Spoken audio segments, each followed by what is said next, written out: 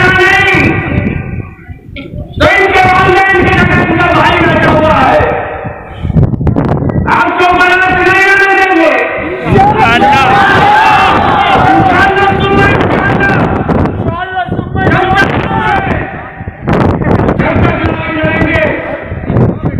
आज मुल्क के अंदर तो हालात बन गए,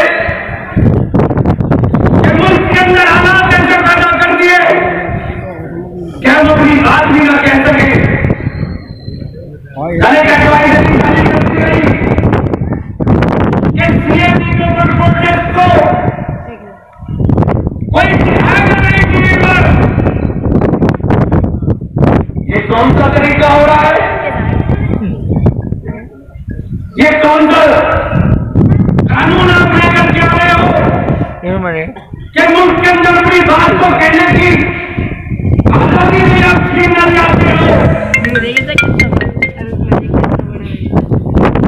मुझसे अपना तफरी का माहौल है, किसी मुसलमान और हिंदू की बात नहीं, पूरा नॉर्थ ईस्ट चल रहा है, पूरे नॉर्थ ईस्ट में आग लगी हुई है। कौन सा एजेंडा लागू करना चाहते हो? जब जब कोई बात देश के अंदर खड़ी होगी, पहले आपने देखा कि मुल्क के अंदर बेरोजगारी के ऊपर लोगों ने सवाल शुरू कर दिए, मुल्क की आर्थिक स्थिति बैठ गई तो 370 ले आए। अब जो पूरे मुल्क के अंदर एक आग लग रही थी कि हमारी बच्चों के साथ जिनाकारी हो रही है, उसके ऊपर लोग सवाल कर रहे थे, तो आप ये सीएबी ले आए। और क्या है ये सीएबी? आपने क्यों लेकर के आए? ये कानून जो आप बनाने की बात कर रहे हो, जो नफरत फैलाने की बात कर रहे हो, अगर किसी को नागरिकता देनी है तो उसका कानून पहले से मौजूद है, उसका कानून पहले से मौजूद है, लेकिन उन्हें तो नफरत फैलानी है, उन्हें तो नफरत फैलानी है। ये नफरत की सियासत और ये नफरत की बात सबसे पहले मुल्क में अगर किसी ने की तो 4 वर्ष करने की थी। हमने कभी मुल्क के अंदर नफरत की बात नहीं की। और ये तो यहाँ ताले बंद खड़े हुए हैं और जिस इदारे के दरवाजे पर खड़े होकर के हम बोल रहे हैं, जंग आजादी में इदारे ने खो दिया। जंग आजादी 4 वर्ष के सामने नहीं दी, जंग आजादी की लड़ाई नहीं, हमें एक रंग नहीं दिखाई देगा। जंग आजादी की लड़ाई लड़ी हमने और आज सबूत देना पड़ा है हमको। मैं आपसे कहना चाहता हूं, हम विरोध करेंगे, हम प्रोटेस्ट करेंगे, लेकिन तरीका है तो अपना लो कि ये कुछ करने की जरूरत भी न कर सके। अरे इतनी बेदारी, इतनी अपनी अपने अंदर मत लाओ। एक काम तो कर ही सकते हो, सब लोग अपने अपने घरों में काला झंडा फहरा दो, काला झंडा फहरता हुआ दिखाई देगा तो ये नरेंद्र मोदी और अमित शाह के मंसूबे पर पानी फेरता हुआ नजर आएगा। हमें विरोध भी होगा और ये हमारे बच्चों के ऊपर फोकस लेने नहीं सीख पाए। नामो दाल में आ रहा है।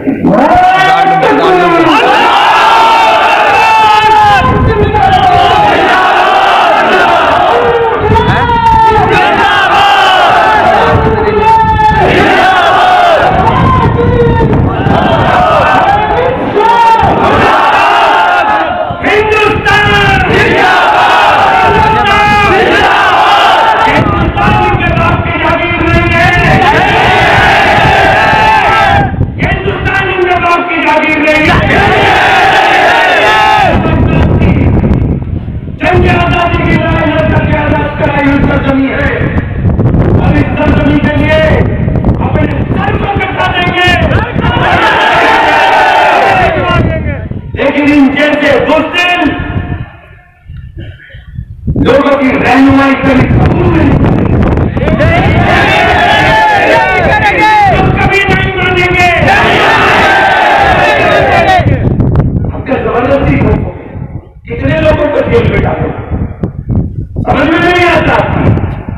कितने लोगों को जेल में डाल दोगे?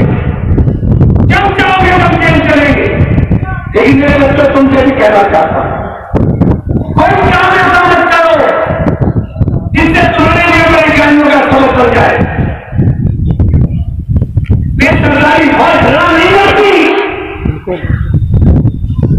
कोई काम ऐसा मत करो जिससे तुम्हारे ऊपर कोई आ जाए। हाथ में पट्टी बांधो, अपने झंडे लगवा दो, ये एहसास करा दो कि हमें इख्तिलाफ है, हमें मुखालफत है। लेकिन आपकी तरफ से कोई ऐसा काम करो कि इनको मौका मिले। और अगर कभी खून देने की जरूरत होगी तो पहले खून हम देंगे, फिर आपका मांगे।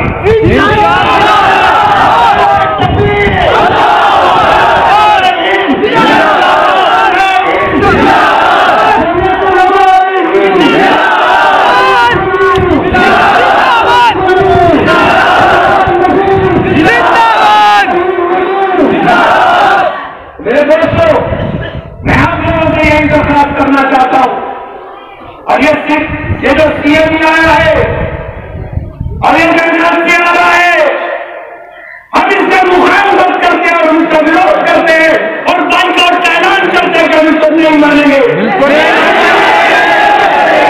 लोगों को निकालोगे तो मजाक बना दिया। आसाम के अंदर करके देख लिया। हिंदू और मुसलमान की बात नहीं, 14.5 लाख हमारे हिंदू भाई उस एनआरसी के अंदर छुप गए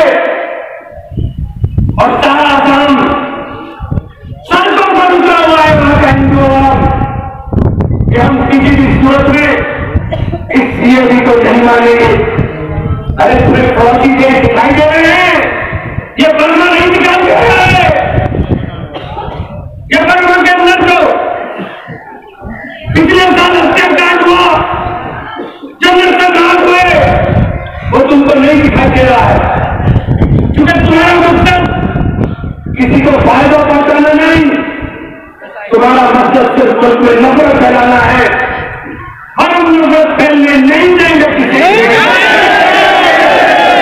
इसके साथ ही आप सब लोग यहां से हैंड करके जाइए कि हम लोग इस बिल की मुखालफत करेंगे,